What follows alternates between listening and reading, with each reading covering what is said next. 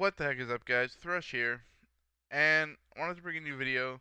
This is Saryn Prime, the newest Warframe added, the newest Prime, and the newest Warframe for all consoles and PC um, added. She, I was gonna do a video on the original Saryn, and then by the time I got my build done, she had been completely reworked, and my build was relevant at this point. So I just figured I'd wait because I'd heard Saryn Prime was coming. So I finally managed to get my Saryn Prime going, and this is Saryn Prime. So here you can see, here are her sort of her base abilities, that sort of thing. Um, Saryn used to be, for those who don't know, used to be a press your fourth ability and just kill everything. Uh, what she is now is what I'm guessing is going to become of all the press 4 to win.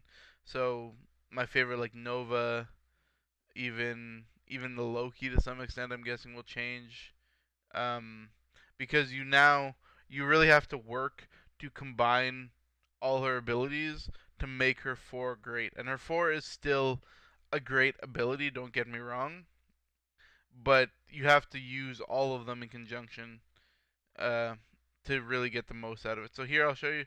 Here is her stats with my mods on. As you can see, her duration is down a little bit.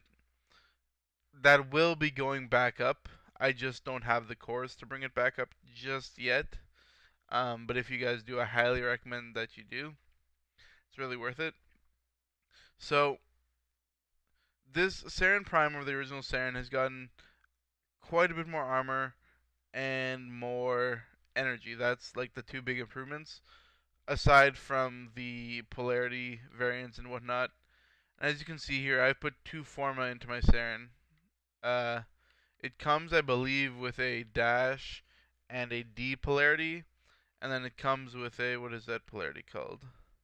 And it comes with a V polarity. Oh no, it comes with a D polarity. Sorry, in the aura slot. So I forward once for the aura slot, this dash polarity. So you got, it came with two V, with a V, a D, and a dash polarity, and then it came with the D polarity up here in the slot. But I put 2 Forma on her since then, and I'm really liking this build. So let me break it down for you. First on Vitality, because one of her abilities is a melee ability, she is much more of a frontline fighter now than she ever has been. Um, so having that Vitality there, you can swap that out for some augment mods if you're interested. Um, I know for most people, they prefer to be a little bit more tanky. So this is really what I lean on. I don't put any shields or anything along those lines. I just put the vigor, and that sort of gets me up. As you can see, my health is at 925, which is nice. And then I've thrown a maxed rank Prime Flow on there because her energy pool is huge. So her energy pool tops out at 850 with that on, which is nice because her abilities, despite being extremely efficient in my build, her abilities are all expensive to cast. They're not cheap casts, and you want to be casting them a lot. Um, so this really helps to offset that. And it's the same reason why I have rage, is just to make sure. I'll explain later how sort of the rage and my heal work. Um, but as I take damage, I basically get enough energy that I can keep myself alive. So going down here, we got fleeting expertise and streamlined. That gives us the efficiency increase, which is honestly maybe not fleeting expertise maxed, because if you max it, you do have to max your prime continuity, which I am, again, if you saw my Neza video, I am going to max this. It is worth maxing, which will then bring the duration up to 100%. So you'll get the max efficiency and the max duration out of your build. I just don't have the cores yet to do that, but I will. And then finally stretch, because you do want a bit of range on her abilities. Um, her miasma is mainly affected by range. So putting anything you can on there can really help. Just stack the debuff. It's almost like, if you guys ever played Nova or seen my Nova video, how she uses molecular prime to give them all sort of radiation and they take more damage. Saryn works the same way now, in that the only difference is, as opposed to making them easier to kill, she just takes their health away so that they die faster. Um, so you want to be constantly spreading that that debuff from miasma, and stretch really helps with that. And then finally, I run regenerative molt, which is a really cool. This is an augment mod, I believe from New Loka, if I'm not mistaken. That you can regenerate 50 health every second for 10 seconds after casting molt.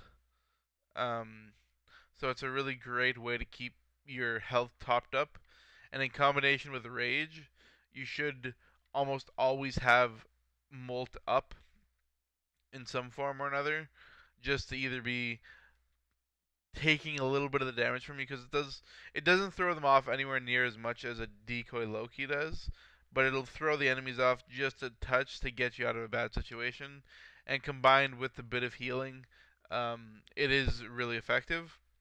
As for this exo slot, I'm testing a few things out. I haven't completely decided, but I'm split between speed drift because you are casting quite a bit, and the cast on her miasma is slow. I find it slow. Her other ones aren't too bad, but I like to sort of speed up miasma, so I'm testing out a speed drift here, and also brings up her speed a little bit because she is just a 1.0 frame in terms of speed. But I have also tested it running, and I'd say if you're running more of a support, like you're not gonna be doing anything solo, you're gonna run in a full squad, that sort of thing, I would recommend maybe putting cunning drift in instead of speed drift. It really just comes down to personal choice. I got quite used to natural talent because for the longest time, natural talent was one of the best mods I had. And I don't have room for it on this build. Um, so speed drift is like my pseudo natural talent. So these are my mods, and let's go take a look. Let's break down how her abilities sort of work and what you want to be doing. Um, so your main thing is what I always like to do is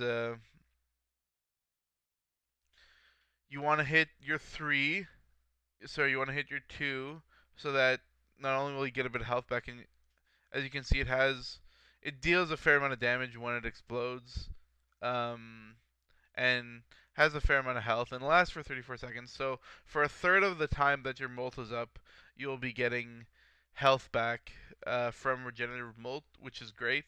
And I mean, you can always just constantly recast it. For me, molt will rarely ever last 34 seconds. Because I tend to use it. I'll cast molt, and then you hit the molt. You hit throw some spores on your molt, um, which is really good because it'll help stack the damage of your spores. And as you can see, the spores do viral damage. Um, so all it's gonna do is just start reducing that health of all the enemies nearby. Um, and for the most part, I recommend running a thrown melee weapon, like the Glaive Prime or anything along those lines. Even like a Spira, like I know Saryn Prime Access came with Spira Prime, or the regular Spira or the Hiku. Oh, I guess those aren't melee weapons. The Hiku's not, yeah. Um, but run a thrown melee weapon like the Glaive. That's I think my favorite. There's also the Serrata, any of those things, and hit your 3 and use that to explode the spores on your molt, and then hit your 4. And the amount of debuff that it does, and look at the range it does for a 21-meter range, everything in there will be, hopefully at this point, will get hit with the viral proc. Um, and then Miasma helps to corrode, and as you can see, it deals additional damage if they're under toxin or viral effects, um, which can be really great. Um, and it used to just flat out kill everything. It doesn't kill everything now. You have to really sort of work through the chain of mold, spores. Toxic lash is a sometimes you can, sometimes you don't. You don't really need to always be doing it.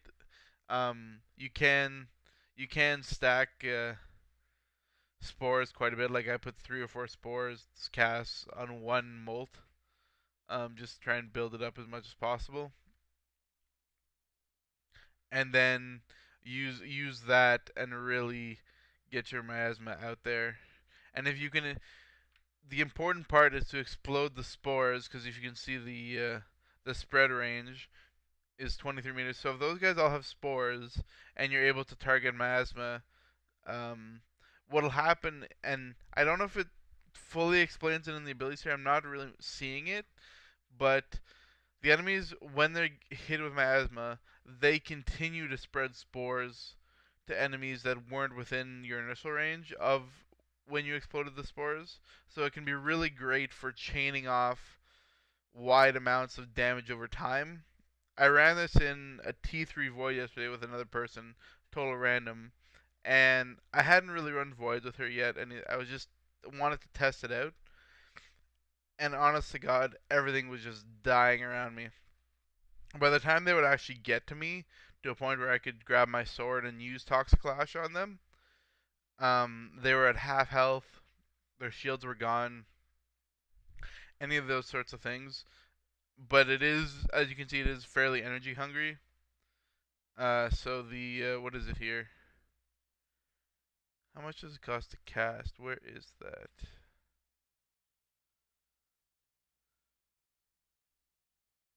I'm not. No. Her abilities do cost quite a bit, so the reason why we use range to make sure you're topped off, so that as you're taking little hits, because again she isn't a press for to win, so you are gonna have to be on the front lines. Um, you'll feel that energy pull back up, and you can either spend that on abilities or you can spend that on health in your regenerative molt. But that's my Saryn build, guys. Hopefully you enjoyed it. If you're interested in seeing her original colors, I'm not. This is the one thing with Saryn. I'm not a huge fan of this choice of colors. I know they rotate black and white, um, between the Prime characters, but why is there so much blue? You know, we need some of those gold touches. And I mean, yes, she does have some around her hair. Um, that's but I mean, I think even the deluxe skin helmet might look a little better. I find the tentacles tend to get like caught up in each other and looks dirty after a while. Um, but I would have preferred if the blue had been sort of a goldish color, and that's what I've tried to do on mine.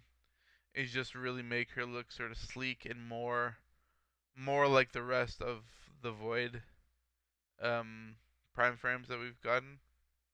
So that's my Saryn build. Hopefully you like it. Um, hopefully you test it out and let me know what you think. All right, thanks.